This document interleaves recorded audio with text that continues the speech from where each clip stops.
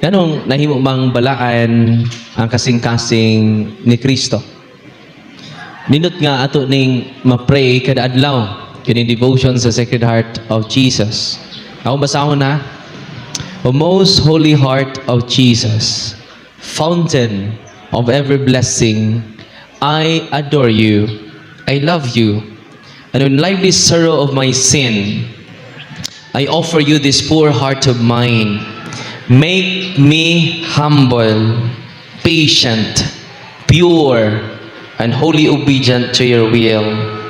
Grant, good Jesus, that I may live in you and for you, to protect me in the means of danger. Anong nahimong secret ang kasing-kasing ni Kristo? Naiupat ka elemento base sa devotion. Una, make me humble, dili hambog. Kay mudato na ta, mutaas matong kural, tinuod dili. Sa wa pa kay kwarta, wa kay kural. Karon nga ni dato na ka, ang imong kural nilapas sa imong bahay. Tinuod dili. Di na nimo makita imong silingan. Make me humble. Bisan unsa pa ang imong naabot, Lord, make me humble. Kaya ang Diyos nagpakatao, ang tao magpaka-Diyos. Hindot kayo ning devotion nato sa Sacred Heart, make me humble. Diba nini, bisan pa nimo, unsa nimo kahabog, wa kay angay ikapang hambog, nganuman gikan ratang tanan sa abog. Ini mong tapad, abog. Asa na nagwali, abog sad. Isaka ko sa taas, sa hagdanan sa kumbento. Ang among kusinira nanilhig. Ug ang tanang abog iyang gipahug dito sa hagdanan. Nya padung kusaka tanang abog diri sa kong naong. Nanguros ang among kusinira. Ginoo ko pasaylo ako father no. Nagabaan tayo ni. No. Ako gingan si nanay, ay kaguol. Ako ning first degree, ako ning suyupon. Gikan ko ini. Natay angay ka pang hambog. Bisan unsa pa nimo kahabog, kitang tanan gikan sa abog. Amen.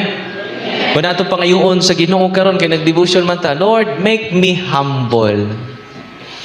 Inigawas mo dinhi. Kita kag mga marites, mingon ka, wa ka kailan ako? Hambog na. Pero si Kristo, lahi. Itawag sa Griego kenosis. Self-emptying. Iyang ikalimtan ang iyang pagka-Diyos. Gihukas niya ang iyang pagka-Diyos. Wa siya maguna-huna nga siya Diyos. Iyang gisulot ang pinaka-ordinaryo nga kahimtang isip ulipon. Dili sulugon ha? Ulipon o sao. Grabe ang ato Ginoo. Atong pakpakan ang ato Ginoo. Unang inigawas nato, human nato sa misa, I hope, dili na nato dadon ang kining gitawag sense of entitlement. Pare ko, ako'y hari. Sense of entitlement. Kung ang pare mo ito sa inyong kapilya, sus, may mata ingon, ma, ako ng paas manok. Ningon po ang nanay, sa pare na. Tinoon dili. Ang kanilang batikon, ma, sa pari, gyapon na. Ang kanilang pako, ma, igutom lagi ko, mama, sa pari, gyapon na. Ningon tang bata, kanilang atay ako, ma, sa pari, gyapon na. Ningon tang bata, giatay ning paria. Dito ko sa bukid, ang akong driver, gipangutana sa kapilya, kasi ganahan ni Father.